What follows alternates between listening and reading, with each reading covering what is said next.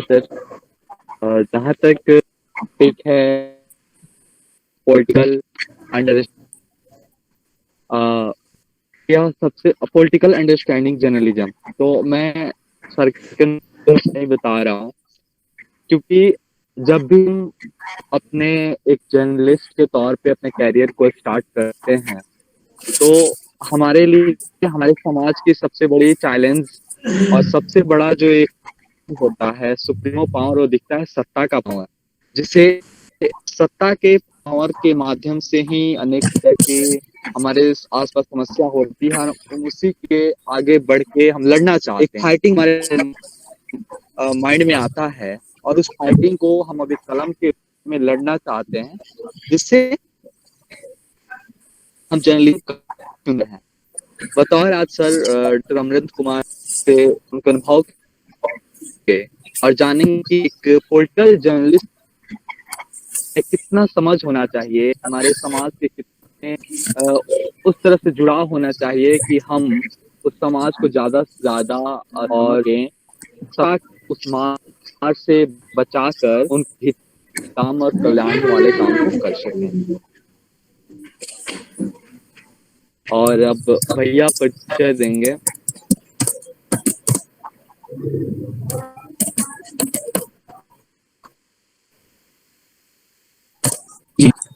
अमन अमन से आग्रह है कि अमरेंद्र सर का परिचय कराएं।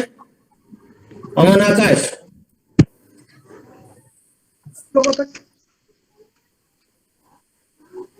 सर, मेरी आवाज पहुंच रही है आप लोगों तक? हेलो हेलो, मेरी आवाज आ रही है? आ रही है। शायद लेट आवाज पहुंच रही है, नेटवर्क की दिक्कत की वजह से।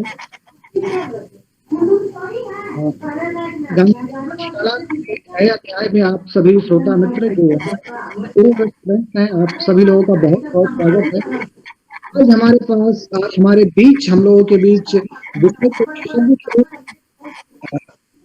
हिमाचल प्रदेश के मास कम्युनिकेशन डिपार्टमेंट के रूप में कार्यरत डॉक्टर अमरेंद्र सर हमारे बीच विषय विशेषज्ञ के रूप में मौजूद हैं। वो गांधी की पाठशाला में अंडरस्टैंडिंग पॉलिटिकल जर्नलिज्म पर बात करेंगे। सर किसी भी परिचय के मोहताज नहीं है। एक लंबी पत्रकारीय पारी खेलने के बाद पत्रकारिता में पीएचडी योग्यता हासिल की, फिर बाद में उन्होंने हिमाचल प्रदेश केंद्रीय विश्वविद्यालय को ज्वाइन किया, वहाँ के मीडिया डिपार्टमेंट को ज्वाइन किया और 25 वर्ष या उससे ज्यादा का अनुभव पत्रकार के रूप में इनका ANI के कॉरेस्पोंडेंट के रूप में काम कर चुके हैं। पॉलिटिकल जर्नलिज्म पे कई बार माखनलाल चक्रवर्ती विश्वविद्यालय में, दिल्ली विश्वविद्यालय के विभिन्न कॉलेजों में, इंद्रप्रस्थ विश्वविद्यालय के विभिन्न कॉलेजों में अपनी बात रख चुके हैं, वक्तव्य भी दे चुके हैं। सर की 2 किताबें प्रकाशित हो चुकी हैं, 4 रिसर्च पेपर। सर का अगर परिचय दिया जाए तो बहुत लंबा हो जाएगा, क्योंकि हम इन शब्दों में सर का परिचय आप लोगों से करवा नहीं सकते। काफी लंबा चौड़ा उनका अनुभव है, काफी लंबी पत्रकारीय पारी शिक्षा के रूप में आप बहुत ज्यादा समय नहीं, सीधे हम इस पटल पे करते हैं। स्वागत है, बहुत बहुत स्वागत है गांधी की पाठशाला में। आप आए और हम अंडरस्टैंडिंग पॉलिटिकल जर्नलिज्म विषय पर अपनी बातें रखकर अपने महत्वपूर्ण टिप्स संवर्धन करें और इस विषय पर प्रकाश डालें। सर बहुत बहुत स्वागत है।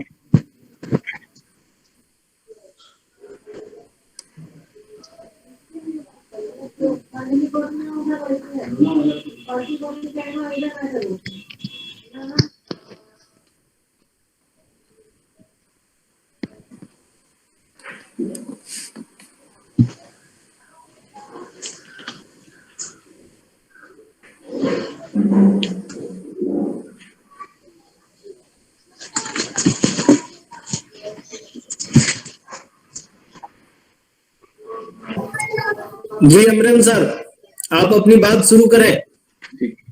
जी हाँ, शुरू ठीक।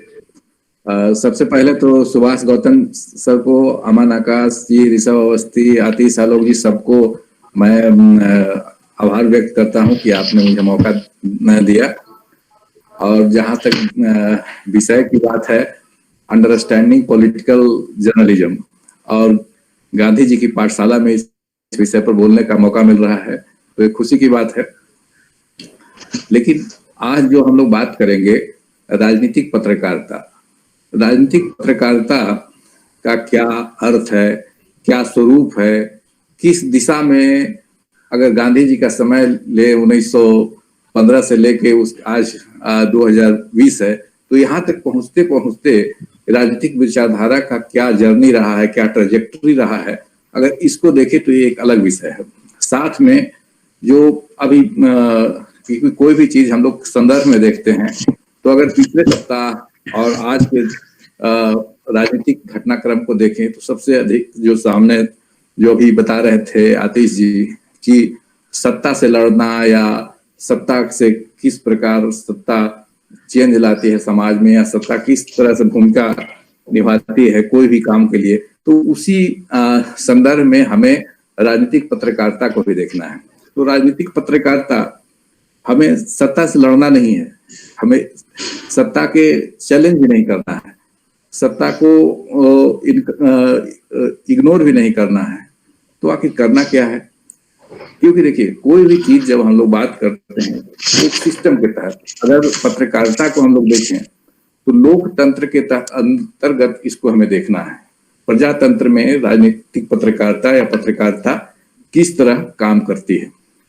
अगर प्रजातंत्र को हम भूल जाएंगे तो राजनीतिक पत्रकारिता को भी भूलना पड़ेगा, क्योंकि जब सिस्टम है, अब जैसे जुडिशियरी है, लेजिस्लेटिव है, एग्जीक्यूटिव है, उसी पर जो हम लोग को बोला गया है पत्रकारिता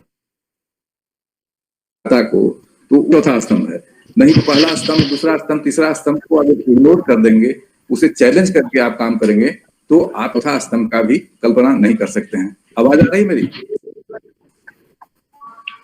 मेरी आवाज आ रही है? जी सर, बिल्कुल। क्योंकि पहाड़ों में हूँ तो यहाँ नेटवर्क का प्रॉब्लम रहता है, इसलिए पूछना जरूरी है।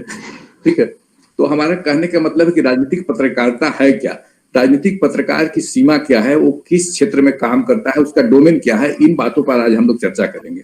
लेकिन चर्चा करने के पहले ये हम लोग जान लें, क्योंकि आप में से अधिकतर जो अभी ज्वाइन किए हैं बैचलर कोर्सेज या मास्टर कोर्सेज, तो जब आप ज्वाइन करते हैं तो आपको लगता है कि हम सब कुछ बदलने जा रहे हैं, लेकिन ऐसा आप जब पत्रकारिता में आएंगे तो ऐसा कुछ होता नहीं, कुछ बदलने आप नहीं आए। आपका जो काम है वो है चीजों को सामने रखना।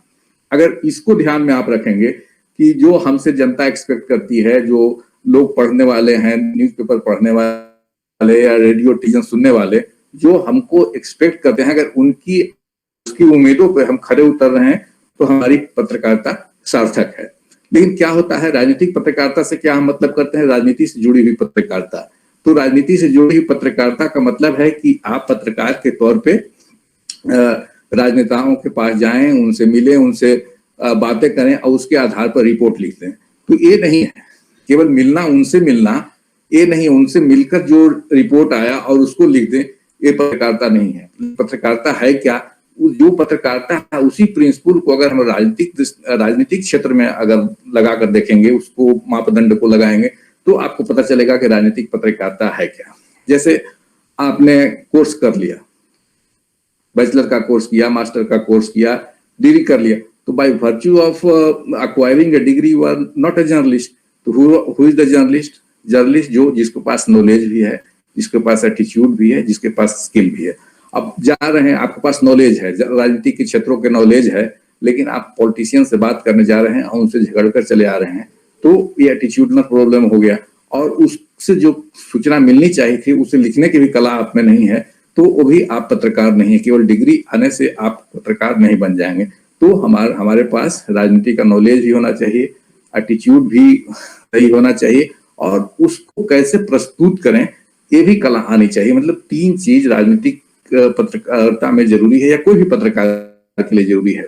जैसे हम लोग बात करते हैं तो एक पत्रकार में क्या गुण होना चाहिए, तो उसको हम लोग एक्सप्लेन करते हैं कि पत्रकार में 3 चीजों का गुण अवश्य होना चाहिए। एक डिटेक्टिव का, जो कि सत्य को समझे, क्या सच्चाई है उसको जानने का उसमें क्वालिटी होना चाहिए। दूसरा साइकोलॉजिस्ट का। साइकोलॉजिस्ट मीन्स आप, क्योंकि आपको इंफॉर्मेशन निकालना है, आप उस इंफॉर्मेशन निकालेंगे तभी आप उसको प्रस्तुत करेंगे, लिख पाएंगे, चाहे उसको रिपोर्ट का फॉर्म दें, आर्टिकल का दें, कॉलम का दें, फीचर का दें या स्पेशल आर्टिकल दें। पहले तो आपको उससे निकालना है चीजों को, तो साइकोलॉजिस्ट होना चाहिए और होना चाहिए एडवोकेट का, ताकि चीजों को इंटरप्रेट सही ढंग से करे। तो अगर ये तीनों क्वालिटी है तो आप एक अच्छे पत्रकार होने का दावा कर सकते हैं। केवल bye virtue of degree you can't be a journalist. तो साथ में एक चीज और जो हम लोग बात करेंगे, क्योंकि भारतीय विश्वविद्यालय में या कॉलेज में जो राजनीतिक पत्रकारिता का अभी उतना इवोल्यूशन नहीं हुआ है जितना होना चाहिए। आप देखते होंगे कि लोग बोलता है कि मैं पॉलिटिकल रिपोर्टर हूँ, दूसरा लोग बोलता है मैं पॉलिटिकल कमेंटेटर हूँ, कोई और बोलता है कि मैं पॉलिटिकल एनालिस्ट हूँ, कोई और बोलता है कि मैं पॉलिटिकल कम्युनिकेटर हूँ। तो आप जर्नलिज्म मास कम्युनिकेशन के छात्र हैं, तो आपको यहाँ थोड़ा सा आप डिफरेंशिएट करना होगा कि कम्युनिकेटर या एक जो मास कम्युनिकेशन है और जर्नलिज्म में क्या अंतर है।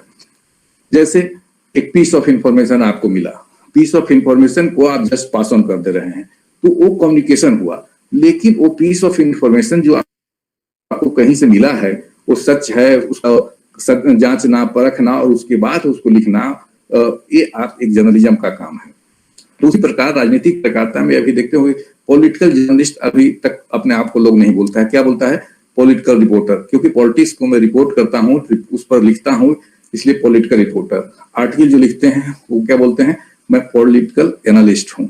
ठीक है, साथ में लोग और क्या बोलते हैं? Political commentator. पॉलिटिकल इवेंट पे मैं कमेंट करता हूँ, इसलिए मैं पॉलिटिकल कमेंटेटर हो गया। तो अब पॉलिटिकल जर्नलिस्ट क्या हुआ? तो पॉलिटिकल जर्नलिस्ट के लिए आपको ये जो रिपोर्टिंग का स्किल आना चाहिए, आर्टिकल लिखने का होना चाहिए और उसके पीछे क्या हो रहा है, इन चीजों पे एनालाइज करना चाहिए। पॉलिटिकल, कैसे पॉलिटिक्स काम करता है, क्या उसका डायमेंशन है, क्या उसकी अपनी क्षेत्र है, इसको सबको समझ में होने के बाद आप कोई भी चीजों को कभी भी प्रस्तुत करने की आप में कैपेबिलिटी होना चाहिए। तो इसीलिए सबसे पहले जानने की जरूरत है कि हमारा डोमेन क्या है। पॉलिटिकल जर्नलिस्ट के तौर पे हमारा डोमेन क्या है। जैसे कोई किसान है तो खेत में काम करता है, कोई इंडस्ट्रियलिस्ट है, उसके पास फैक्ट्री है, 2 फैक्ट्री, 3 फैक्ट्री, 4 फैक्ट्री, तो वहां जाके वो काम करता है। उसी प्रकार आप पॉलिटिकल जर्नलिस्ट हैं तो आप कहाँ जाएंगे, कहाँ काम करेंगे, क्या आप ओन करते हैं। तो आपको सोचना है कि ये जो हमारा डोमेन है कहाँ से शुरू होता है। तो आप जानते हैं कि डेमोक्रेसी क्या है? By the people, for the people, of the people. तो सबसे पहले लोग, ठीक है, क्योंकि लोग से ही अगर पॉलिटिशियन क्या करते हैं, लोगों की समस्याओं को रखते हैं। एमएलए जो हैं वो विधानसभा में रखेंगे, एमपी जो हैं वो लोकसभा में, राज्यसभा में रखेंगे। राज्य की विधायी प्रक्रिया में एमएलए काम करते हैं और सेंटर में लोकसभा, राज्यसभा। तो जो जनता की समस्या है, लोगों की समस्याएं हैं, उसको रखते हैं कौन? उस पर पॉलिसी बनाने के लिए, एक्ट बनाने के लिए एमएलए, एमपी। लेकिन अब बात है कि देखिए पॉलिटिकल पार्टीज है, क्योंकि बिना पॉलिटिकल पार्टी हुए आपका कोई एमएलए, एमपी नहीं बन सकता है। निर्दलीय बनते हैं, लेकिन आप जो मुख्य तौर पे अगर कैसे हमको समझना है पॉलिटिकल जर्नलिस्ट के रोल को, उसको समझाने के लिए थोड़ा समय इसको एक विस्तार दे रहा हूं। देखिए आपको हिंदी वाले हैं तो आपको ज्यादा पता होगा, शासन प्रशासन। शासन मीन्स सरकार, ठीक है। तो सरकार कैसे बनती है?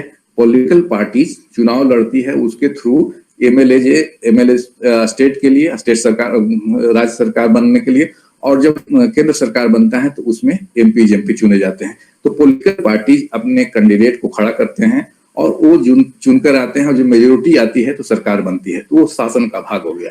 और शासन के बाद जो वहां निर्णय लिए गए, पॉलिसी प्रोड्यूस किया गया, एक्ट बना, उसको एग्जीक्यूटिव उसको इम्प्लीमेंट करता है। तो इसलिए मैंने शुरू में बताया कि 3 है, जुडिशियरी, लेजिस्लेटिव एंड एग्जीक्यूटिव। तो लेजिस्लेटिव में पहुंचने के पहले रोल है पॉलिटिकल पार्टीज और लोग का।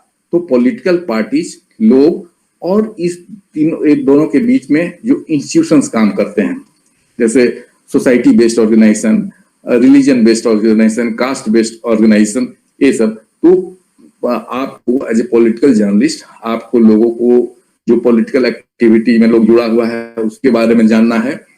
साथ में आपको जो सोसाइटी कास्ट बेस्ड ऑर्गेनाइजेशन है उसके बारे में जानता है, क्योंकि वो इन्फ्लुएंस करता है चुनाव के दौरान, वो इन्फ्लुएंस करता है। और उसके बाद पॉलिटिकल पार्टी के बारे में जानना है, और फिर जाके आपको जो ये पॉलिटिकल पार्टी जो चुनाव में खड़ा करते हैं कैंडिडेट जो और जीत कर आते हैं, इस सब को मॉनिटर करने के लिए भारत में चुनाव आयोग है। तो 4 क्षेत्र आपको पॉलिटिक्स से जुड़े हो गए। एक लोग, दूसरा लोकल ऑर्गेनाइजेशन में सोसाइटी में जो ऑर्गेनाइजेशन काम कर रहे हैं, इंस्टीट्यूशन काम कर रहे हैं, means caste based institutions, religion based institution और अलग इंस्टीट्यूशन जो भी इन्फ्लुएंस कर सकता है। और उसके बाद पॉलिटिकल पार्टी, और फिर इस सब को वहां तक करने के लिए, ठीक से चुनाव करवाने के लिए चुनाव आयोग। तो एक जो प्रक्रिया है शासन बनाने तक, मीन्स लोगों के सब चीजों को, लोग के वोट देने से लेकर चुनाव की प्रक्रिया खत्म जहां तक होती है, चुनाव डिक्लेयर, जैसे अभी आपने बिहार में चुनाव हुआ, तो चुनाव कैसे हुआ, आप 1 महीना पहले चुनाव आयोग नोटिफिकेशन निकाला, नोटिफिकेशन के बाद उसको नॉमिनेशन भरने का समय दिया गया, फिर विड्रॉ करने का समय दिया गया, फिर चुनाव के दौरान कैंपेन हुआ, और कैंपेन के बाद अंत में वोटिंग हुआ, और वोटिंग के बाद चुनाव डिक्लेयर हुआ। तो यहाँ तक एक प्रक्रिया है, इसको हम लोग पॉलिटिकल जर्नलिज्म के तहत रखेंगे। क्यों रखेंगे? क्योंकि देखिए पहले जर्नलिज्म एक था, लेकिन आज के दौर में जो जर्नलिज्म पर बात चल रही है वो कई हो गया। लीगल जर्नलिज्म अलग हो गया, पॉलिटिकल जर्नलिज्म अलग हो गया, हेल्थ जर्नलिज्म अलग हो गया, इलेक्शन जर्नलिज्म अलग हो गया। तो इसका दायरा स्पेसिफिक होते जा रहा है। पहले जो एक था अब उसको अलग अलग भागों में बांटा जा रहा है। तो मेरा कहने का मतलब है कि जहां से वोट जनता सरकार जहां तक बनाती है वहां तक जो चीजें हुए उसको हम लोग पॉलिटिकल जर्नलिज्म के तौर पे देखेंगे। एक मान्यता ये है। दूसरी मान्यता है कि नहीं, आप जो सरकार में जो लेजिस्लेशन में भी जो होता है उसको भी पॉलिटिकल जर्नलिज्म के तहत इंक्लूड कर देंगे। क्यों? क्योंकि अभी लेजिस्लेटिव जर्नलिज्म के बारे में उतनी बात नहीं होती है। तो या तो आप जनता से लेकर लेजिस्लेशन जहां तक बनता है वहां तक आप उसको कर लीजिए पॉलिटिकल जर्नलिज्म, या आप जहां तक चुनाव का नतीजा बन गया और सरकार बन गई, इसको आप पॉलिटिकल जर्नलिज्म का क्षेत्र मान लीजिए। ठीक है, मीन्स जनता, तो अब जनता, सारे जनता का तो आप जैसे आप जानते हैं कि एज ए जर्नलिस्ट आपको कॉन्टेक्ट बनाना है इंफॉर्मेशन लेने के लिए, तो सबसे बना नहीं सकते। तो अगर मान लीजिए गांव है तो गांव में एक तो पॉलिटिकल एक्टिविस्ट होता है, उसके बारे में जानना, जो लोकली ऑर्गेनाइजेशन काम कर रहे हैं, जो पॉलिटिक्स में इंटरेस्ट लेता है उसके बारे में जाने, उससे संपर्क बनाना। और पॉलिटिकल पार्टी से तो आपको संपर्क बनाना ही है। जब तक आप पॉलिटिकल पार्टी को नेताओं के बारे में नहीं जानेंगे, पॉलिटिकल इश्यूज के बारे में नहीं जानेंगे, पॉलिटिकल कल्चर के बारे में नहीं जानेंगे, तब तक आप पॉलिटिकल चीजों पर नहीं लिख पाएंगे। ये हो गया पॉलिटिकल। और साथ में जो मेन है चुनाव आयोग, तो चुनाव आयोग को भी एक पॉलिटिकल जर्नलिस्ट के तौर पे आपको जानना चाहिए। ये 4 आपको अवश्य तौर पे एक पॉलिटिकल जर्नलिज्म में आप करियर बनाना चाहते हैं या पॉलिटिकल जर्नलिज्म को आप आगे ले जाना चाहते हैं तो आपको करना है। यहाँ पर एक मैं बात बताना मैं चाहूंगा, क्योंकि अभी तक जो प्रैक्टिस है, अभी तक मान लीजिए सड़क बनी हुई है और उस पर गाड़ी चलाना है तो ये आसान है। तो अभी तक जो पॉलिटिकल जर्नलिज्म का या पॉलिटिक्स का जो चीज था वो एक सड़क पे चल रही थी, लेकिन अब जो आगे आने वाले समय में है वो आपको अपनी सड़क भी बनानी है और उस पर ही गाड़ी चलानी है। क्यों? क्योंकि आप देखो आज के 2014 के पहले पॉलिटिकल जर्नलिस्ट इतने अपने आप को ताकतवर मानते थे कि वो मंत्री बना देते थे, वो सरकारें बना देते थे, गिरा देते थे। वो बोलते थे मैं जो चाहूंगा वो होगा। लेकिन आज की स्थिति बदल गई है। अब पता ही नहीं चलता है कौन मंत्री बनेगा और कौन किसको ड्रॉप कर दिया जाएगा। तो ये पॉलिटिकल जर्नलिस्ट जो अपने आप को क्लेम करते थे, अब वो स्थिति उतने पावरफुल वो नहीं रहे। इसका कारण क्या है? क्योंकि पॉलिटिक्स बदल गया। अगर पॉलिटिक्स बदल गया तो आपको भी बदलना है। ठीक है, तो आपको भी अपना स्पेशलाइजेशन करना है। तो अगर ये चारों चीज में आप स्पेशलाइजेशन है तो पॉलिटिकल चीजों को आप अच्छी तरह से समझ सकते हैं, अच्छी तरह से रख सकते हैं।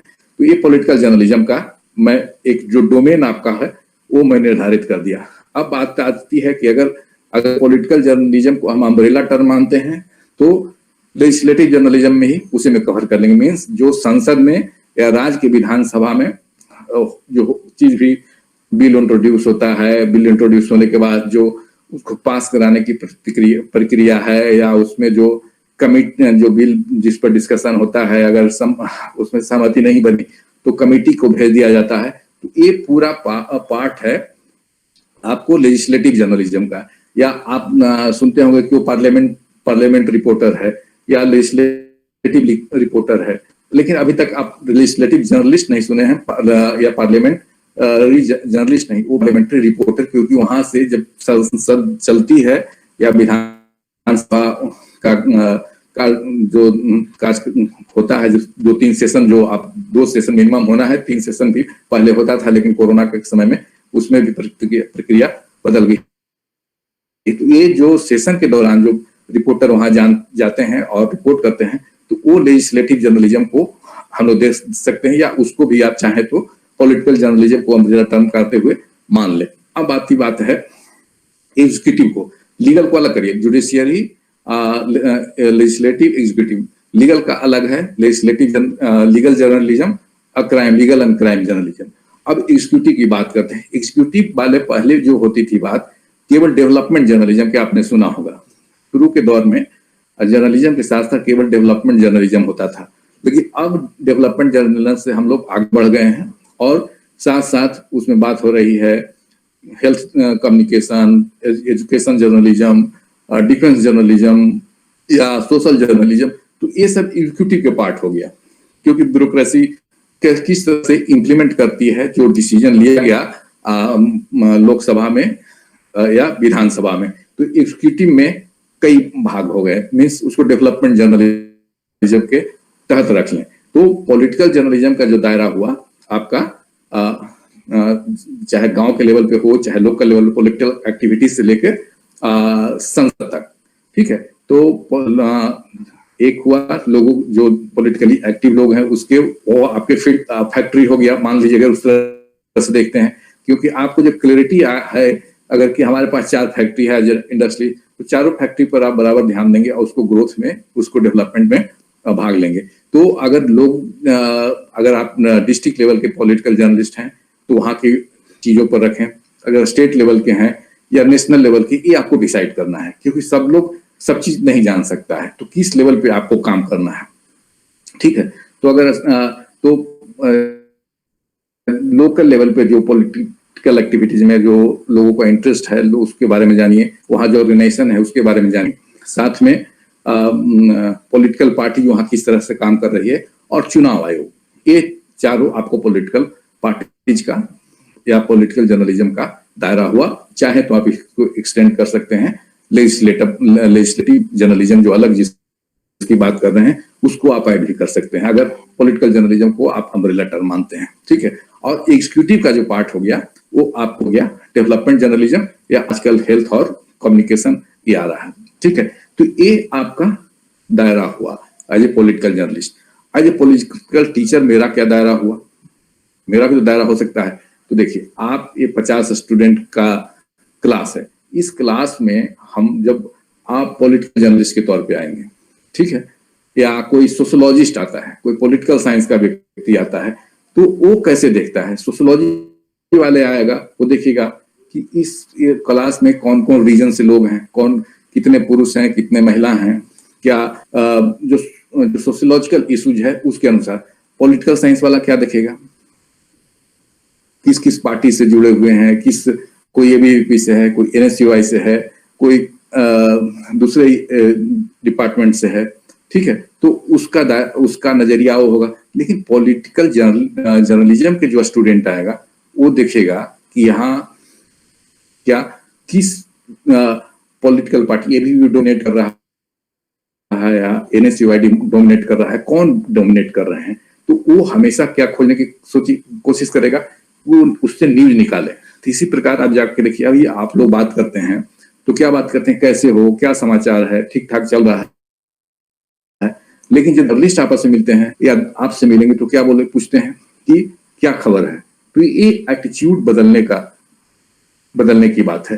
आप कोई यहाँ आएगा तो हम देखेंगे कि जो बात कर रहा है रीजन पे या मेल फीमेल या उस तरह सोशियोलॉजिकल जो डायमीटर्स है, सोशियोलॉजिकल पैरामीटर है, उसको उस दिशा में हम लोग मोड़ेंगे। जो एबीवीपी एनएसयू कौन डोमिनेट करता है, किसकी ज्यादा चलती है, किसकी कम चलती है, जो स्टूडेंट उस पर ध्यान देता है उसको हम लोग पॉलिटिकल जर्नलिज्म में भेजेंगे। तीसरा, जो सिविक चीजों को एजेंसियों के बारे में बात करता है कि हमारे एरिया में शौचालय नहीं है, हमारे एरिया में पीने की पानी स्वस्थ नहीं है, सड़क नहीं है, तो उसको म्युनिसिपलिटी में लगाएंगे। और जो स्टूडेंट देखेंगे क्राइम के बारे में बात करता है उसको क्राइम वाले रिपोर्ट में रखेंगे। तो जो 50 में से 2 ही 4-5 पॉलिटिकल जर्नलिज्म की ओर उनका इंस्टिंक्ट है या वो एटीट्यूड के साथ या उसमें अपना करियर बनाना चाहते हैं, तो इस तरह से हम लोग आइडेंटिफाई करते हैं, उनको उस तरह से लगाते हैं। और आइडेंटिफाई करने के बाद साथ साथ इन चीजों से जुड़ी हुई जो पाठ्य पुस्तक है उसको भी पढ़ने का उनको देंगे, क्योंकि ताकि वो इस दिशा में अपना नॉलेज एक्वायर करें। नॉलेज एक्वायर करेंगे तो ज्यादा अच्छे से अपना काम कर पाएंगे। जैसे आपको अभी बिहार के आप देख रहे होंगे चुनाव, तो उसमें एक विषय आया कि जो बैलेट वोटिंग है उसको बाद में नहीं काउंटिंग होता है, शुरू में काउंटिंग होता है। अगर चुनावी प्रक्रिया के बारे में जो गाइडलाइन दिया जाता है उसको आप जानते रहते तो ये आप पहले उठा सकते थे। या जो शुरू में आपको लगा कि नहीं महागठबंधन जीत रही है, महागठबंधन वाली पार्टियों को बैलेट वोटिंग में अधिक मिल गया, तो आपको अगर जानकारी होता कि नहीं बैलेट वोटिंग केवल जो सरकारी कर्मचारी होते हैं वो अपना वोट देते हैं, उसको बैलेट वोटिंग बोलते हैं, और उसको काउंटिंग के पहले काउंटिंग स्टार्ट होने के पहले किया जाता है, तो वो एक उसके आधार पे आप अपने आप को होल्ड कर सकते थे और बाद में चीजों को बता सकते थे। लेकिन इसके लिए आपको जानकारी होनी चाहिए। उसी प्रकार मान लीजिए पॉलिटिकल पार्टी है। आप पॉलिटिकल पार्टी में क्या होता है, क्योंकि पॉलिटिक्स में सबसे बड़ी बात है कि आपको अगर दूसरे जगह गलती करेंगे तब तो बच जाएंगे, लेकिन अगर पॉलिटिक्स में करते हैं तो आप नहीं बचेंगे। ठीक है, क्यों? क्योंकि यहाँ आप पर नजर रखने वाले बहुत लोग हैं। ठीक है, कुछ लोग आप किसी नेता के बारे में आप कुछ बोल दिए, उनके जो सपोर्टर हैं अगर उनको उनके इमोशन को हर्ट करते हैं, ऑफेंड करते हैं, तो आपको वो घर पे आ जाएंगे, आपको मैन हैंडल करेंगे, ये करेंगे, वो करेंगे। तो उससे बचने के लिए यहाँ आपको हर कदम पे सतर्कता से और सावधानी से चलना है। ठीक है, तो इसीलिए आपको पॉलिटिकल पार्टी में मान लीजिए कि आपको वहां भी उसके पॉलिटिकल पार्टी की कॉन्स्टिट्यूशन क्या है, उसके हायरार्की क्या है और कैसे वहाँ काम होता है, तो इस सबको आपको नॉलेज रखना है। क्यों? अब मान लो कि अभी बीजेपी की सरकार है, अब बीजेपी में अभी चुनाव के बाद क्या मंत्रिमंडल में फेरबदल होगा या संगठन में फेरबदल होगा, ये अगर इसको जानकारी आपको लेना है तो आप अगर भारतीय जनता पार्टी के स्ट्रक्चर को नहीं जानते हैं, कोई आपको मान लीजिए वहां का सेक्रेटरी, आप जैसे प्रेसिडेंट हुए, वाइस प्रेसिडेंट हुए, जनरल सेक्रेटरी होगा, सेक्रेटरी हुआ, फिर अध्यक्ष हुआ और प्रवक्ता हुआ। ठीक है, तो आप कोई सेक्रेटरी से बात हुई और उन्होंने बोला कि आप इस तरह से होना है, लेकिन अगर वही उसी के समय आपको ये पता है कि सेक्रेटरी का कोई इसमें श्रेय नहीं है, कोई इसमें अगर जनरल सेक्रेटरी या पार्लियामेंट्री बोर्ड के कोई मेंबर बोल रहा है तो वो ज्यादा रिलायबल होगा। तो सेक्रेटरी के इंफॉर्मेशन के आधार पर आपने रिपोर्ट बना दिया और रिपोर्ट जाकर गलत हो गया। तो इसीलिए किस व्यक्ति से क्या पूछना है, कब पूछना है और क्यों पूछना है, ये आपको पता होना चाहिए। अब फॉरेन पॉलिसी पे अगर आपको बात करनी है तो आप कहाँ जाएंगे?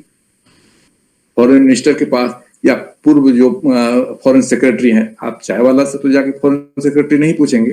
ठीक है, तो आपको ये दायरा पता होना चाहिए और ये नॉलेज के आधार पे होगा। अब मान लो पॉलिटिकल पार्टीज का जो फंक्शनिंग है उसमें 2 गुट है, एक गुट बोलता है कि नहीं, दूसरी गुट बोलता है कि ये मंत्री बनेंगे।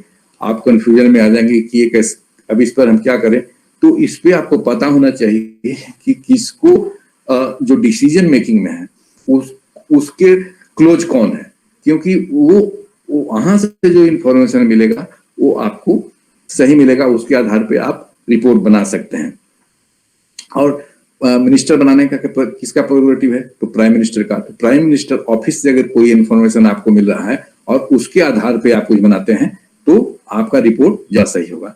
लेकिन साथ में संगठनात्मक फेरबदल, किसको क्या रोल दिया जाएगा पार्टी में, इस पर निर्णय कौन करेगा?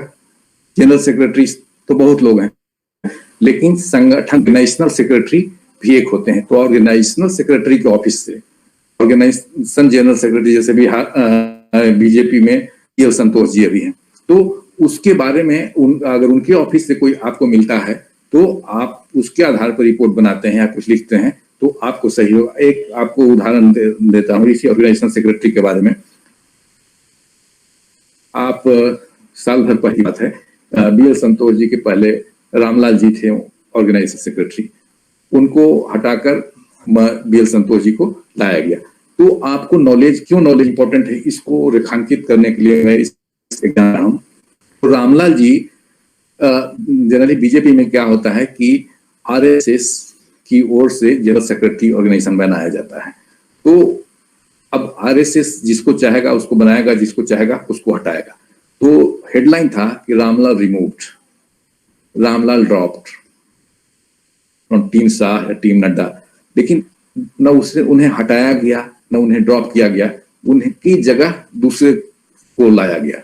ये इसलिए क्योंकि जो RSS कैसे काम करती है, RSS का क्या जो जनरल सेक्रेटरी ऑर्गेनाइजेशन का क्या व्यवस्था है, इस पे इसका नॉलेज नहीं है, इसलिए इस तरह का शब्द का उपयोग किया गया।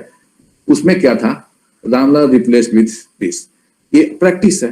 तो आपको जो फंक्शनिंग है उसका ज्ञान होना चाहिए। उसी प्रकार मान लीजिए कि जो अभी लोग बात करता है विचारधारा को लेकर, अगर पार्टी की विचारधारा के बारे में आपको जानकारी है तो वाजपेयी जी के समय क्या विचारधारा थी, अभी उस विचारधारा को फॉलो किया जा रहा है या जो भी निर्णय लिया जा रहा है क्या उससे अलग लिया जा रहा है, तो इस चीज आपको पता होना चाहिए। अगर भाजपा के 5 सिद्धांत नहीं मालूम है और आप as a political reporter BJP beat दिया गया है तो आप की संभावना है कि आप गलत कर सकते। उसी प्रकार कांग्रेस में भी उसका फंक्शन क्या है, उसका कल्चर क्या है, पॉलिटिकल कल्चर क्या है।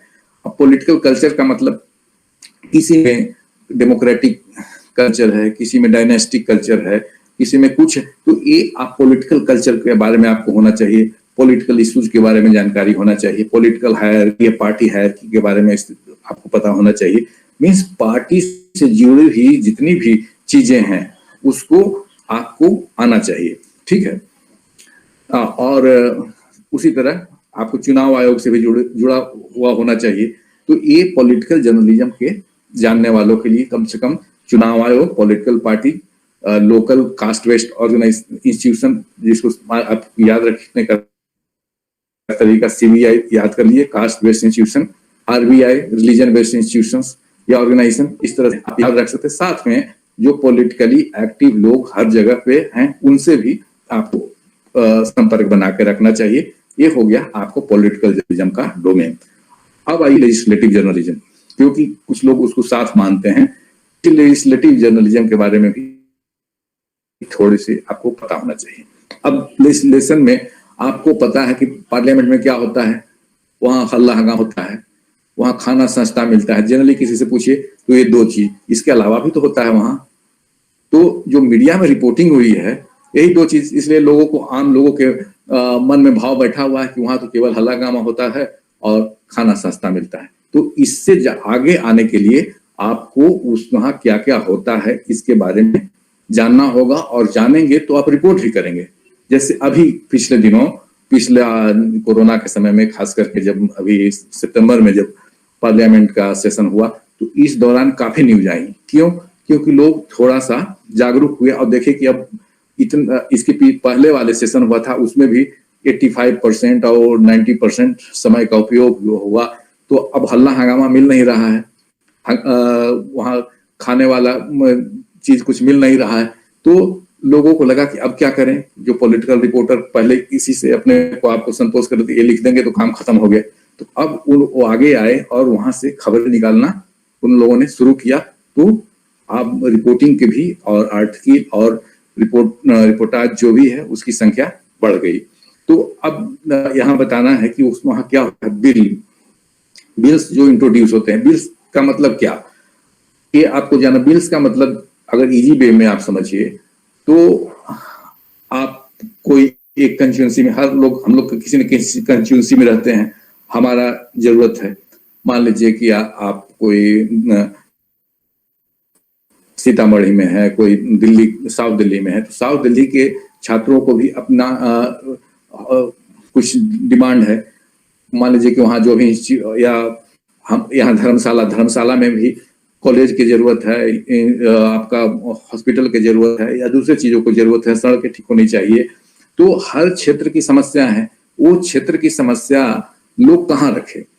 आप देखते हो कि एग्जीक्यूटिव मींस एसडीएम और डीएम के पास जाते हैं तो वो आपसे बात करने के लिए तैयार नहीं है, लेकिन आप अगर एमएलए और एमपी के पास जाएंगे तो आपको वेलकम भी करेंगे, आपकी बात सुनेंगे, और वही सुनने के बाद अगर आप उनको आवेदन देंगे तो उसको, उस चीज को पार्लियामेंट में उठाते हैं। अगर रेलवे से जुड़ा हुआ है, आप में से हर लोग चाहता होगा कि जहां से आप आते हो वहां उस डिस्ट्रिक्ट में एक रेलवे स्टेशन हो, तो आपकी डिमांड होगी कि यहाँ एक, जो यहाँ से जो रेल क्रॉस करती है यहाँ पर रुकना चाहिए। तो आपके एमपी, आपके एमएलए आप उस सब में उठाएंगे, रेल मंत्री से बात करेंगे। अगर आपको हॉस्पिटल चाहिए तो हेल्थ मिनिस्टर से बात करेंगे। तो इस तरह से वो मिनिस्टर से बात करते हैं, मिनिस्टर फिर चीजों को कैबिनेट में ले जाकर डिस्कस करते हैं, अपने डिपार्टमेंट के डिस्कस करते हैं, और जब कैबिनेट में यह सहमति बन जाती है कि नहीं इस चीज पर हमें बिल लाना चाहिए, तो उसको बिल के तौर पे पार्लियामेंट में लाया जाए। या दूसरी बात, आप अभी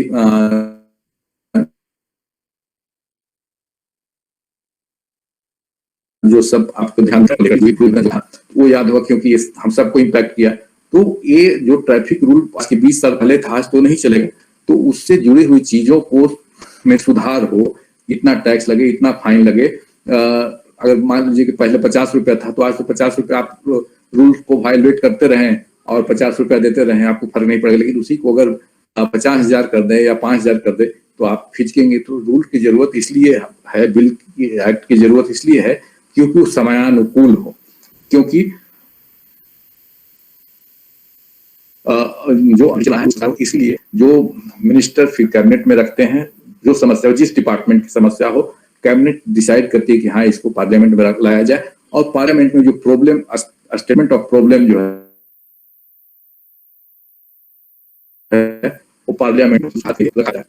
फिर बिल पर लोकसभा में डिस्कशन होता है, डिस्कशन के बाद राज्यसभा में जाती है, और राज्यसभा के बाद पास होने के बाद फिर राष्ट्रपति के पास जाता है और उसको एक्ट के रूप दे दिया जाता है। तो ये पूरा, जब जहां डिस्कशन में सहमति नहीं बनती है उसको क्या किया जाता है, उसको कमिटी में भेज दिया जाता है, सिलेक्ट कमिटी या पार्लियामेंट्री स्टैंडिंग कमिटी।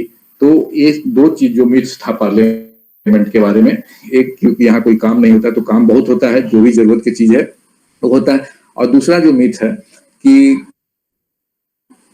साल में 3 महीना या 2 महीना काम होता है, तो बाकी समय में तो ऐसे ही रहता है, लेकिन ऐसा नहीं है।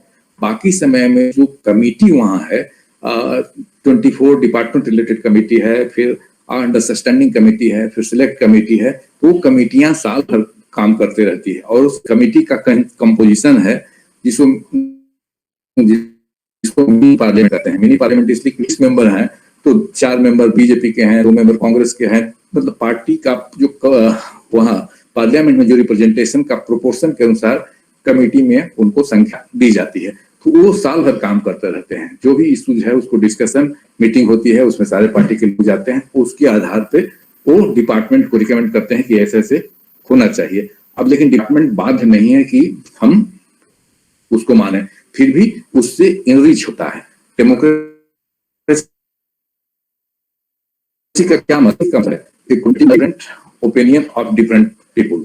तो इसमें डिफरेंट पार्टी जो है हमारा रिप्रेजेंट कर रहा है, और उसको एकोमोडेट करके अगर सामने रखते हैं तो वो चीजें होती हैं। तो ये एक पूरा जो लेजिस्लेटिव प्रक्रिया है उस पर भी नजर रखने वाला एक व्यक्ति होना चाहिए। और वो कौन होगा, तो जो लेजिस्लेटिव जर्नलिज्म का जानकार होगा, वहाँ क्या प्रोसीजर है, कैसे वहाँ बिजनेस ऑफ द हाउस होता है, कैसे बिल इंट्रोड्यूस किया जाता है, क्या डिस्कशन होता है, कैसे उसको इनरिच किया जाता है, अगर ये रखते हैं तो ये वो आपका एक अलग क्षेत्र हो सकता है, जो कि लेजिस्लेटिव जर्नलिज्म के रूप में हम लोग उसको जानेंगे। अगर दोनों को एक रखना चाहते हैं तो पॉलिटिकल जर्नलिज्म कर दीजिए, ठीक है। तीसरा जो मैंने बताया एग्जीक्यूटिव का, जो पहले डेवलपमेंट जर्नलिज्म कहते थे, अब उसमें डिफरेंट हेल्थ कम्युनिकेशन या हेल्थ जर्नलिज्म, एजुकेशन जर्नलिज्म अलग आ रहा है। तो हमारा कहने का मतलब था कि पॉलिटिकल जर्नलिज्म का जो दायरा है, डोमेन है, पब्लिक से स्टार्ट होकर पार्लियामेंट तक जाता है। मींस प्रॉब्लम के सॉल्यूशन, लोगों के प्रॉब्लम का सॉल्यूशन कहाँ होता है? तो पार्लियामेंट में या स्टेट के लेजिस्लेशन में। इसीलिए ये जो और कौन होता है? तो लीडर्स पॉलिटिकल पार्टी से जो संबंधित होते हैं वो, क्योंकि इंडिविजुअल या जो निर्दलीय चुनाव जीतता है उसके बस का नहीं है, इसलिए एक पार्टी जिसकी सरकार होती है वही उसमें अपना सोल्यूशन कर सकता है। तो आप अगर हिंदी में इसको समझे, शासन, प्रशासन, शासन मीन्स सरकार, तो सरकार बनाने का काम कौन करता है और गिराने का पार्टी। पार्टी लोगों की समस्याओं को सामने रखती है, अपना स्टेटमेंट देती है, अपना प्रॉमिस करती है कि ये करेंगे, और उसके आधार पर उसको चुनाव में वोट मिलता है और वो चुनाव जीत कर आती है, तो शासन बनता है। तो शासन वाला जो भाग है, सरकार वाला, वो हुआ लेजिस्लेटिव जर्नलिज्म। और उसके पहले, शासन बनाने के पहले जो प्रक्रिया हो गया पॉलिटिकल जर्नलिज्म। और नियम बन गया तो नियम को इंटरप्रिटेशन या इंटरप्रेट कैसे किया जा रहा है वो चला जाएगा जुडिशरी में, और उस नियम को या कानून को लागू करने का काम हो जाता है एग्जीक्यूटिव में। तो development journalism, legislative journalism, political journalism और लीगल एंड क्राइम जर्नलिज्म। तो आपको ये पूरा दायरा जर्नलिज्म का समझ में आ गया। अब बात आती है कि ये तो डोमेन हुआ आपका, अब इस डोमेन को कैसे आप देखेंगे, किस फ्रेमवर्क में देखेंगे, ठीक है। अब जहां, क्योंकि एक भारत के संदर्भ में तो ठीक है, लोकतंत्र के नजरिए से देखेंगे, लेकिन जहां लोकतंत्र नहीं है वहां भी, तो इस तरह से जो डोमिनेंट आइडियोलॉजी है उसको भी आपको एज ए पॉलिटिकल जर्नलिस्ट आपको जानने की आवश्यकता है। क्या है, जैसे अभी प्राइम मिनिस्टर नरेंद्र मोदी जी जब चीन के साथ ये चल रहा था तो उन्होंने कहा कि विस्तारवाद का समय खत्म हो गया। तो उस विस्तारवाद का जो आइडियोलॉजी था क्या था, उसके बाद फिर कैपिटलिज्म आया, या इसको ब्रीफ में हम बताते हैं। जो आइडियोलॉजी का भी, आइडियोलॉजी मीन्स विचारों की श्रृंखला, डिफरेंट इशू पे आपकी पार्टी की क्या राय है या क्या विचार से आप चलते हैं, वो विचारधारा हुआ। तो आप मान लीजिए जैसे एग्रीकल्चर सोसाइटी था जो हम लोग इवॉल्व किए हैं अभी तक, एग्रीकल्चर सोसाइटी से फिर इंडस्ट्रियल सोसाइटी है, इंडस्ट्रियल सोसाइटी से फिर अभी नेटवर्क सोसाइटी, जो कैसल, मैनुअल कैसल के है कि अब लोग जुड़े हुए हैं इससे, नेटवर्क से या मोबाइल से। तो जब केवल एग्रीकल्चर सोसाइटी था उस समय फ्यूडलिज्म था, तो भी एक आइडियोलॉजी के तौर पे था। फिर जब इंडस्ट्री आया तो इंडस्ट्री में कैपिटलिज्म आया, क्योंकि इंडस्ट्री के लिए आपको कैपिटल चाहिए, लेबर चाहिए, मनी चाहिए। तो जो उसमें क्या होता था कि जो पैसा लगाते थे वो अपने फायदा ज्यादा रखते थे और गरीबों को या मजदूरों को कम पैसा देते थे। तो एक काइंड ऑफ वहां भी इनइक्वालिटी आया। तो उसमें कैपिटलिज्म और साथ में फिर लोगों ने बोला कि नहीं, ऐसे नहीं चलेगा, सोशलिज्म आया। सोशलिज्म से फिर उनका कहना था कि सोसाइटी में रहना है तो सबको इक्वल हो। फिर मार्क्स का आया, मार्क्सिज्म आया। तो और फिर अगर इंडिविजुअल के तौर पर अगर भारत में आइए तो देखते हैं कि महात्मा गांधी का ह्यूमनिज्म है, या भारतीय जनता पार्टी के जो उस जंग में संस्थापक थे दीनदयाल उपाध्याय जी, उनका कहना था इंटीग्रल ह्यूमनिज्म, मीन्स व्यक्ति भी कुछ छोड़े, समाज भी कुछ छोड़े। अगर हमको कोएग्जिस्टेंस और अच्छे तरह से रहना है तो केवल एक व्यक्ति, इंडस्ट्रीज जो है, केवल उसका अपना प्रॉफिट देखेगा और समाज के बारे में नहीं सोचेगा, तो ये डिसबैलेंस नहीं होना चाहिए। दोनों में एक बैलेंस बनाने के इंटीग्रल ह्यूमनिज्म का उन्होंने कॉन्सेप्ट दिया। तो जो dominant ideology of the time है उसे भी आपको पॉलिटिकल जर्नलिस्ट के तौर पे जानना चाहिए, ताकि कोई भी काम उसी के अंतर्गत होता है। भारतीय जनता पार्टी किस फिलॉसफी से प्रभावित है, कांग्रेस किस फिलॉसफी से प्रभावित है, किस आइडियोलॉजी के तहत काम कर रही है, तो ये आपको चीजों को समझने और सामने रखने में सही होगा। साथ में अब ये समझने के बाद जो मैं आपको बताना चाह रहा हूं, क्योंकि कोई भी चीज संदर्भ में, जो मैंने स्टार्ट किया उस समय बताया कि संदर्भ में लेना चाहिए, तो संदर्भ में जो है आपने लास्ट वीक में देखा एक बड़े पत्रकार को अरेस्ट कर लिया गया, फिर बाद में छोड़ दिया गया सुप्रीम कोर्ट के पे। तो अब समझ में आती, सोचना हम लोग को ये है कि एज ए पॉलिटिकल जर्नलिस्ट हमारा रोल क्या है। डोमेन हो गया कि इस फ्रेमवर्क में काम करना है, अब हमारा रोल क्या है। क्या हमारा रोल है लड़के बातों को निकलवाना, हमारा रोल है चैलेंज करना, हमारा रोल है डराना, हमारा रोल है उनसे झगड़ा करना? नहीं, ये हमारा काम नहीं है। हमारा काम है अपनी बातों को रखना। अपनी बातों भी यहां भी आपको सोचना है, जो मैं चाहता हूं आप चाहते हैं वो जर्नलिज्म नहीं है। जर्नलिज्म क्या है? आप किसका आवाज हो? जनता की आवाज हो। आपसे जनता एक्सपेक्ट करती है कि सरकार जो गलत सही कर रही है उसे सामने लाइए। अगर उसको सामने लाने में आप सक्षम हैं तो आप पत्रकार हैं। आप पॉलिटिशियन के साथ चाय पिए, इंडस्ट्रिस्ट के साथ नाश्ता करें और उन वहां से खबरें निकाल के जो छपवाना चाहते हैं, तो वो आपका काम नहीं है। आप उनके पास जाइए, सुनिए, साथ में वहां दूसरी जगह भी जाइए और उनसे सुनिए, समझिए, और जो खबरें जनता के हित में, जो जनता चाहती है, उसको लाइए, लिख दीजिए। आपको कोई पॉलिटिशियन डराएगा धमकाएगा नहीं, कोई जेल में नहीं भेजेगा। लेकिन जैसे ही आप कहेंगे कि आप बाहर आओ, मैं आपसे जवाब चाहता हूं, ये कहना, ऐसे करेंगे तो आपको शिकार होना पड़ेगा, आपको भी दंडित किया जाएगा, क्योंकि आपका काम नहीं है। आप उनके बारे में करप्शन का आपका न्यूज है, छाप दीजिए। आप उनसे जानकारी लेना चाहिए, जानकारी लीजिए, छाप दीजिए। लेकिन आप दूसरे के पास आए तो अगर आपको बुलाता है, पूछता है, तो आप बोलिए कि आप दूसरे के बारे में भी दे दीजिए, उसको भी छाप देंगे। आप टारगेट किसी को करोगे तो आपको भी टारगेट किया जाएगा। इसीलिए हमारा रोल है केवल चीजों को सामने रखने का, ना कि उससे कन्फ्रंट करने का। ठीक है, तो उसके लिए क्या चाहिए? हमें तरीका आना चाहिए। अगर तरीका मालूम है और अपनी सीमा मालूम है तो हम काम अच्छे से कर सकते हैं। जो मैंने आपको बताया, हमें जो बदलते समय में अपना सड़क बनाना भी है और उस पर गाड़ी भी चलाना है। पहले वाले लोग, सड़क बनी हुई थी एक तरह के, उस पर वो चलते गए, तो जब सड़क बनी हुई है तो उस पर गाड़ी आप आंख मूंद के चलाइए तो फिर भी चल जाएगा, और अगर आंख खोल के चलेंगे फिर भी चलेगा। देखिए अब जो समय है उसमें आपको सड़क भी बनाना है, तो आंख बंद करके अगर गाड़ी चलाने की कोशिश करेंगे तो नहीं चलेगा, आंख खोल कर भी नहीं चलेगा। सड़क भी बनानी है और आपको गाड़ी भी चलाना है। ठीक है, तो ये हम लोग का ऐसे पॉलिटिकल जर्नलिस्ट का भी काम है, पॉलिटिकल टीचर का भी काम है। ये जो मैं बता रहा हूँ, जब मैं यहाँ ज्वाइन किया था तो हमारे VC साहब ने यही बोला था, पत्रकारिता का जो डिपार्टमेंट है वो सब जगह, कुछ पहले तो नहीं था। पहले जो पत्रकार बनते थे वो कहाँ से बनते थे? जाते थे अखबार में या चैनल में, वहाँ उन्होंने सीखा और फिर उन्होंने काम शुरू किया और तब आकर अपना पत्रकार बने। लेकिन अब पत्रकारिता का हर यूनिवर्सिटी में, खास करके सेंट्रल यूनिवर्सिटी में तो है ही, तो वहाँ शिक्षा दिया जा रहा है इसलिए क्योंकि आपको रास्ता क्लियर हो, आपकी सोच क्लियर हो कि हमें क्या करना है। आपके पास ऑप्शन भी है। पहले लोगों के ऑप्शन नहीं था। पहले जब हम लोग ज्वाइन किए थे तो हम लोग को क्राइम वाला दिया जाता था। क्यों?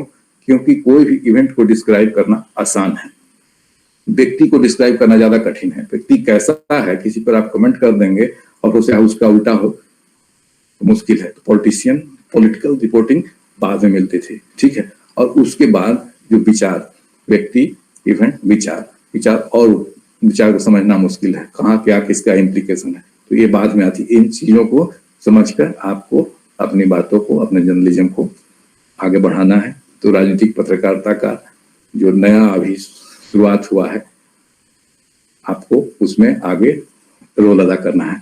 ये ध्यान में रखते हुए कि आपको पॉलिटिकल जर्नलिस्ट बनना है या पॉलिटिकल एक्टिविस्ट बनना है या पॉलिटिकल कैंपेनर बनना है या पॉलिटिकल स्पोक्स पर्सन बनना है, उसके लिए अलग है। अगर आपको पार्टी के स्पोक्समैन बनना है तो उसके लिए भी पॉलिटिकल कम्युनिकेशन का चीज हम लोग पढ़ाते हैं। क्या क्या, कैसे आप प्रेस रिलीज लिखेंगे, कैसे स्पीच लिखेंगे, कैसे मीडिया मैनेज करेंगे, कैसे किसी का ट्विटर और फेसबुक हैंडल करेंगे। पॉलिटिशियन ये लोग चाहते हैं उसका इमेज बिल्डिंग क्या होगा, तो वो पॉलिटिकल कम्युनिकेशन वाला चीज अलग है, जहां आप लोग कुछ लोग उसमें भी इंटरेस्टेड होंगे, कुछ लोग पॉलिटिकल जर्नलिस्ट बनने में इंटरेस्टेड होंगे, कुछ लोग अपने कैंपेन के तौर पर भी आप, क्योंकि अब फील्ड बड़ा होते जा रहा है, आप उनका पीके का नाम सुना, कैंपेन कैसे बने उस पर उनकी महारत थी। तो अगर यहाँ से सीख के एक भी कला आप जाएंगे तो आपके पास असीमित आकाश है, जहां आपने आपको साबित कर सकते हैं। लेकिन तय करना है आपको कि कहाँ हमें जाना है, यह जानते हुए कि किस क्षेत्र में क्या हमको करना है। अब आगे कॉलेज में आने के बाद जब कोर्स शुरू हुआ इनफॉर्मल सेक्टर से फॉर्मल सेक्टर में जब आए, तो ये हमें पता है कि ये चीज यहाँ करना है, वो चीज वहां करना है। ठीक है। साथ में एक चीज और जो मैं यहाँ ऐड करना चाहूंगा, क्योंकि बैचलर का स्टूडेंट हैं आप लोग, जनरली क्या होता है कि जो बच्चे जो मैं देखता हूँ जिनका लैंग्वेज ठीक नहीं है, वो थोड़ा सा अपने आप को इंफीरियर महसूस करते। ये गलत सोचना है। अगर लैंग्वेज सही है तो अच्छी बात है, अगर लैंग्वेज ठीक नहीं है तो न्यूज सेंस, इसमें जो इस फील्ड में जर्नलिज्म के क्षेत्र में है, न्यूज सेंस आपको आना चाहिए। तो आप रिपोर्टिंग में जाइए, आपका लैंग्वेज ठीक करने के लिए वहां सब एडिटर बैठा हुआ है। ठीक है। हिंदी तो हिंदी के क्षेत्र में, इंग्लिश तो इंग्लिश के क्षेत्र में, जहां भी आपको जिस भाषा में आप जो अच्छा लगता है उसको आप लिखिए, आगे बढ़िए। ठीक है। तो अब जो पहले की मान्यताएं को से आगे बढ़ना है और अपना रोल अदा करना है आने वाले दिनों में। इन्हीं चीजों के साथ मैं आमंत्रित करता हूं, अगर कोई आप लोग के पास डाउट हो या कोई प्रश्न हो तो आप पूछिए, क्योंकि ये था पॉलिटिकल जर्नलिज्म का ये छोटा स्वरूप, क्योंकि पढ़ाते तो बहुत है लेकिन उतना समय नहीं है कि तो आप लोग को पूरा बताऊं। अमरेंद्र सर, बहुत गंभीर चर्चा। Thank you. छात्रों से आग्रह है कि जिनको भी सवाल पूछने हैं वो एक एक करके माइक अपना अनम्यूट करें और पूछें। लेकिन मैं रिक्वेस्ट करूंगा सर कि छात्र अपना सवाल पूछे, उसके बाद आपका जो ऑब्जर्वेशन है उसके साथ और कुछ आपको बताना है, इसमें और कुछ जोड़ना है, तो 5 मिनट में आप भी कुछ इस विषय पर अपनी राय के, उसके बाद बच्चे सवाल करेंगे। आपने वो सबसे बड़ी जो बात बताई कि सूचना कैसे निकाली जाए और मंत्री किसको बनाया जा रहा है, तो उससे हमको एक बात याद आई कि 14 के उसमें जब कलराज जी से मीडिया वाले जाके कुछ पूछ रहे थे कि भाई आपको मंत्री बनाया जाएगा कि नहीं बनाया जाएगा, तो कलराज जी प्रधानमंत्री नरेंद्र मोदी जी से गए और कहे कि ये मीडिया वाले पूछ रहे हैं, मैं क्या जवाब दूं। तो वो जाहिर सी बात है कि जो आपने बताया कि वो वही जर्नलिस्ट थे जो सही आदमी के पास सूचना के लिए नहीं गए, और उन दोनों लोग में थोड़ा सा वो भी हो गया। और माननीय प्रधानमंत्री ने कहा कि आप चुप रहिए। उनको ये नहीं कहा कि आपको मंत्री बनाया जा रहा है, उन्होंने कहा था कि आप चुप रहिए, मीडिया वाले सवाल पूछ रहे हैं, आपको जवाब देने की क्या जरूरत है। तो ये बड़ी अच्छी चर्चा रही, बड़ी गंभीर और अलग अलग विषय से। मुझे तो लगता है कि 3-4 घंटे भी हम लोग सुनते तो कोई बोरियत और इतना ज्ञान और वो सब तो। हाँ आतिश। प्रणाम सर। वो अनुराग एक सवाल पूछा है। हाँ सवाल का। एक पॉलिटिकल जर्नलिज्म प्रशासन को कैसे रिपोर्ट करें? देखिए, मैंने जो बॉर्डर लाइन तय किया शासन और प्रशासन, प्रशासन का जहां तक भाग आता है वो डेवलपमेंट जर्नलिज्म का, लेकिन फिर भी इसीलिए पॉलिटिकल जर्नलिस्ट सब जगह जाते हैं क्योंकि पॉलिटिकल इश्यूज हर चीज से रिलेटेड है, चाहे शिक्षा से हो, स्वास्थ्य से हो या डेवलपमेंट से हो।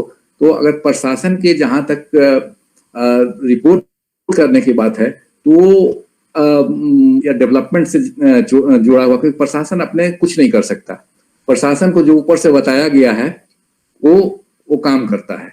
तो अगर उसमें कुछ पॉलिटिक्स है तब तो पॉलिटिकल रिपोर्टिंग की बात आती है, अदरवाइज जो जनरल जर्नलिस्टिक प्रिंसिपल है उसको फॉलो करते हुए प्रशासन को एक राजनीतिक पत्रकार रिपोर्ट कर सकता है। ठीक है, किन्हीं और का कोई सवाल है? किसका? मैं पूछ रहा हूँ, अगर किन्हीं और का सवाल है तो जल्द से पूछ लें। हाँ, मेरा एक सवाल है। हाँ, मेरा राहुल सवाल मंडल। ये है कि आजकल जो पॉलिटिकल जर्नलिज्म के नाम पर जो जर्नलिस्ट हैं वो प्रवक्ता ज्यादा बन रहे हैं, पक्का काम। तो फिर ऐसा क्या किया जाए जिससे कि वापस से हम पत्रकार वाले दायित्व को निभाएं, क्योंकि आजकल सब प्रवक्ता बन गए हैं किसी न किसी पार्टी के, अपनी रिपोर्टिंग उस तरह करते हैं जैसे कि वो किसी पार्टी के प्रवक्ता बन गए हों। देखिए, इसीलिए तो आपके पास अपॉर्चुनिटी बहुत है। अब सब प्रवक्ता बन गए तो आप पत्रकार बनने के लिए आपके पास अपॉर्चुनिटी है, क्योंकि जब आप एक बार में तो नोटिस नहीं किया जाएगा। जैसे ही आप पत्रकारिता के नजरिए से, पत्रकार के नजरिए से आप स्टोरी निकालना शुरू करेंगे तो एक बार में नहीं, 2 बार में नहीं, 3 बार में नहीं, 5 बार में नहीं, लेकिन आज न कल उसको नोटिस करना ही है कि ये कहाँ से आ गया।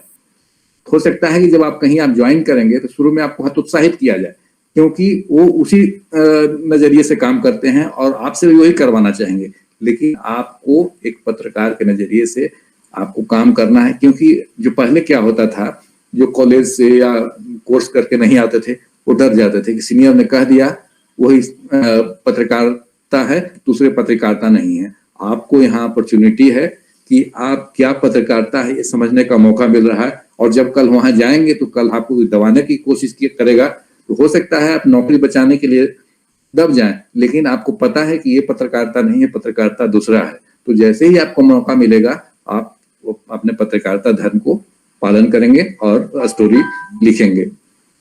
ठीक है, तो इससे हतोत्साहित होने की बात नहीं है कि लोग प्रवक्ता बन गए तो प्रवक्ता बनने दीजिए, उससे कोई लेना देना नहीं है। आपके लिए आगे आने वाले समय में अच्छा सुनहरा अवसर है। खास करके देखिए, अभी बिहार के चुनाव में जितने भी एग्जिट पोल था वो सब गलत हो गए, तो अब आगे से वो अच्छे लोग को खोजेंगे। अभी जो अपने लोगों के से डाटा कलेक्ट करवाया, डाटा एनालिसिस करवाया और उसके आधार पर जो अपना निष्कर्ष उन्होंने दिया तो गलत साबित हुआ। तो निश्चित तौर पर जब अगली बार ये काम करने का मौका मिलेगा तो उसमें तलाश करेंगे कि कौन व्यक्ति अच्छा से डाटा कलेक्ट कर सकता है, डाटा को एनालाइज कर सकता है और कौन अपनी निष्कर्ष सही और निष्पक्ष तरीके से दे सकता है। तो इसीलिए मौका जो आने वाले पीढ़ी है उसके लिए अधिक है।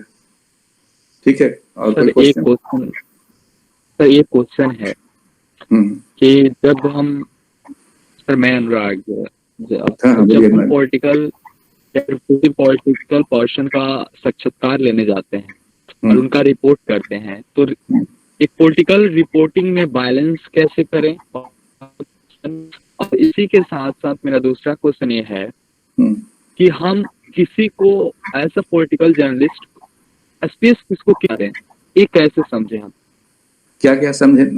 दूसरा क्वेश्चन नहीं समझ पाया, दूसरा क्वेश्चन फिर से रिपीट कर दीजिए। दूसरा को हम अपने रिपोर्ट में, यस सर, दूसरा क्वेश्चन कि अपने रिपोर्ट में एक पॉलिटिकल रिपोर्टिंग के तौर पे हम स्पेस कितने, यह कैसे निर्धारित करें?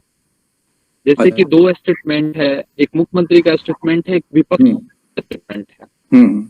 ठीक है, तो उस स्टेटमेंट को हम अपने रिपोर्ट में किस जगह दें, ये हम लोग के लिए कहीं ना कहीं मायने रखता है।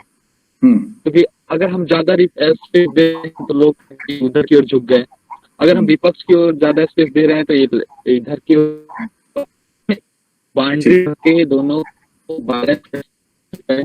पहला क्वेश्चन ये था, और स्पेस कितना दे। ठीक, यस। देखिए, एक तो है कि पक्ष विपक्ष, अगर आप व्यक्तिनिष्ठ पत्रकारिता करेंगे, व्यक्ति आधारित पत्रकारिता करेंगे तो ये समस्या आपके साथ हमेशा रहेगी।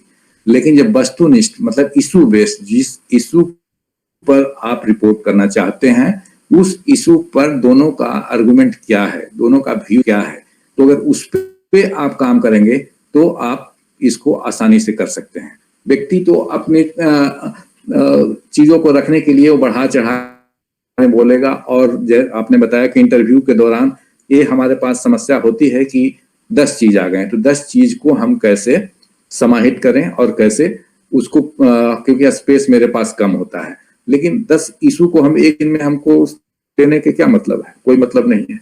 कुछ इशू को हम बचा के भी रखेंगे ताकि दूसरे दिन जिस दिन हमारे पास समय नहीं है उस दिन उसको हम लिख दें स्टोरी, उसके लिए स्टोरी भी मिल जाएगा। तो इसीलिए स्पेस आप ये भूल जाइए। अगर आपका 4 लाइन की भी खबर है, इम्पैक्टफुल खबर है, तो आप अच्छा पत्रकार बनिस्पत की आपका 4 कॉलम का खबर है, 4 लाइन में भी आप चीजें कह सकते हैं। हम मान लीजिए कि आप इंटरव्यू करने गए हैं और वहां आपको पता चल जाए कि मंत्रिमंडल का में इनको इंक्लूड किया जाएगा, और ये आप बहुत उच्च सोर्स से आपको पता चला है, तो आप एक ही लाइन लिख देंगे कि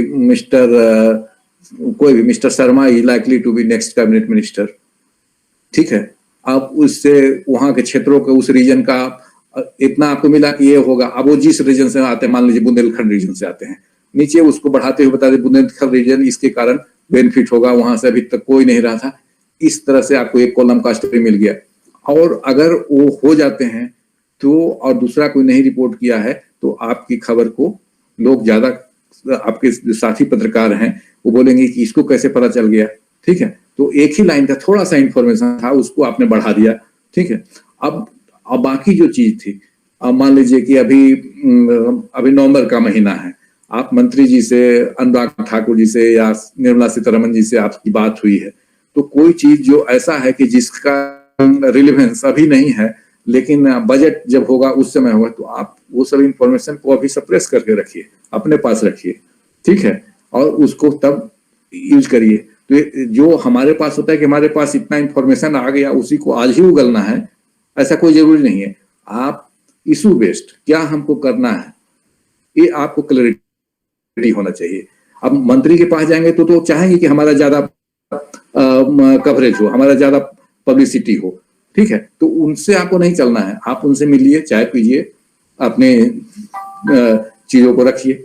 और सबसे जो दिक्कत होती है कि हम जा रहे हैं मंत्री के पास और वहां केवल मंत्री से मिलते हैं और उनके आसपास लोगों से मिलना हम लोग भूल जाते हैं, तो एक गलत चीज है। वहां आसपास चीज लोगों से मिलिएगा तो पता चलेगा कि जो उन्होंने बताया उससे जस्ट अपोजिट चीज है, तो आप उसमें लिख दीजिए। तो नेक्स्ट टाइम क्या होगा, आपको चाय नहीं पिलाएंगे, आपसे नाराज होंगे, लेकिन आपका खबर आपको एज ए पत्रकार अपने आप को स्थापित करने में ज्यादा आसानी होगी।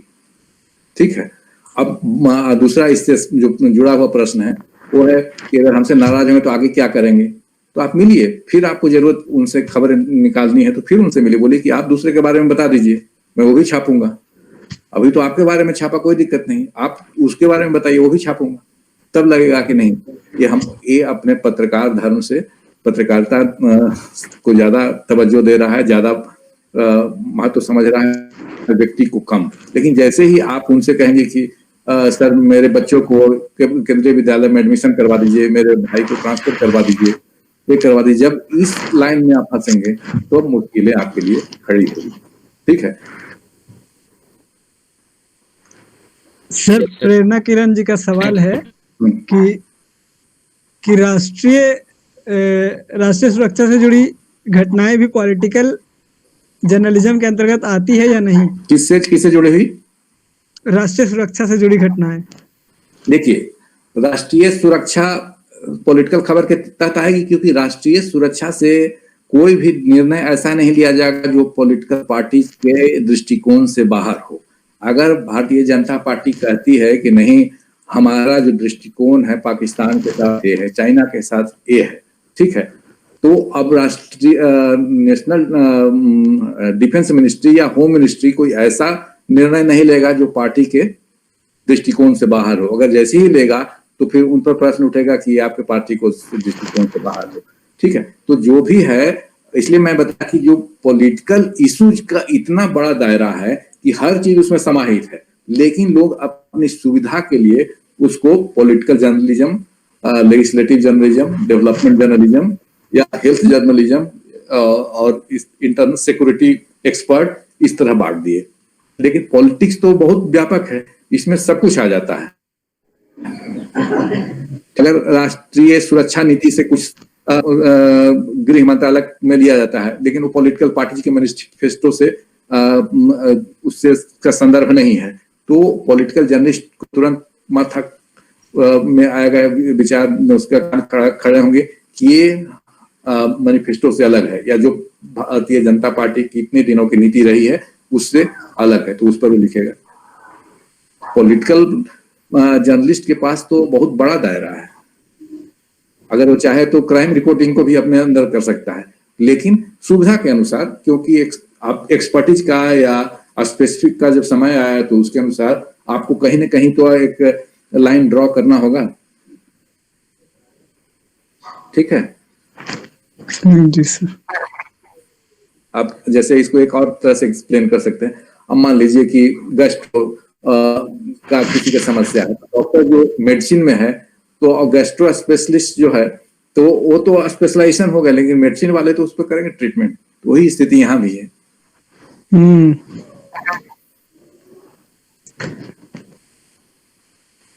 और कोई सवाल है?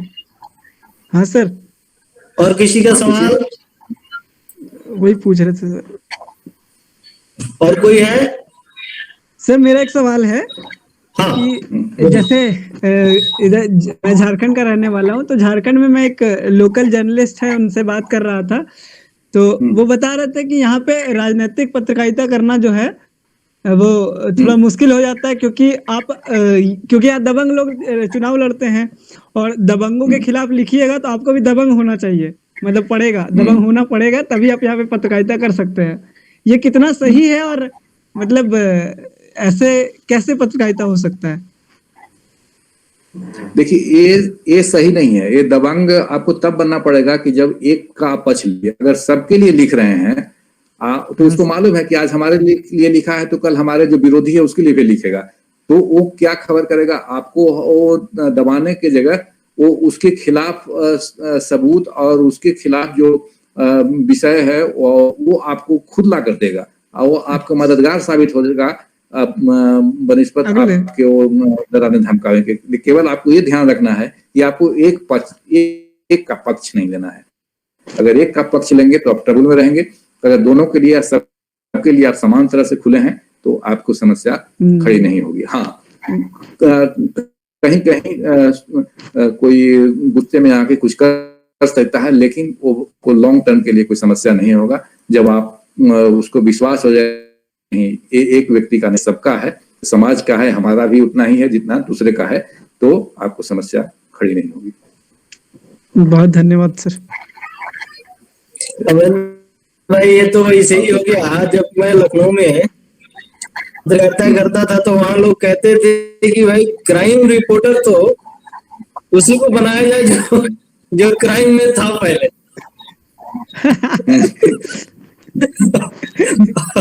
और प्रेस में एक हमारे दोस्त थे तो कहते थे कि आजकल तो 2-4 क्राइम रिपोर्टर ऐसे हैं, इनको किसी जमाने में पुलिस सड़क पे लिटा के लाठी लाठी मारती थी।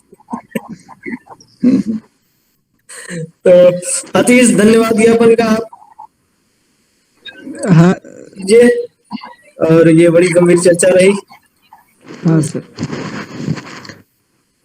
अमृत सर का मैं बहुत धन्यवाद करता हूँ कि वो हमारे बीच आए और हमें इतनी सारी जानकारियां दी, और इतने व्यवहारिक ज्ञान जो बिल्कुल हमारे लिए किताबों से अलग था, क्योंकि किताबों में हम लोग पढ़ते रहते हैं, कभी भी व्यवहारिक तरीके से ना सोच पाते हैं ना समझ पाते हैं। तो आपका आना बहुत ज्यादा हमारा ज्ञानवर्धन किया। बहुत धन्यवाद सर। चलिए, आप लोग को भी बहुत बहुत धन्यवाद। आप लोग से सीखने का मौका मिला और समझने का मौका मिला कि आगे आने वाले समय में किस तरह से पत्रकारिता उभरेगी। तो बहुत बहुत धन्यवाद आप लोग को। अमरेंद्र सर कभी अपने छात्रों को लेकर के दिल्ली आइए। जरूर जरूर। और मैं अपने छात्रों को लेकर के मैग्नोलगंज आता हूँ। आइए आइए आइए। हाँ, और जब भी किसी को भी कोई दिक्कत हो फोन करिए, हम अवेलेबल हैं। हाँ, हम लोग जुड़े रहे। ठीक, थैंक यू सो मच।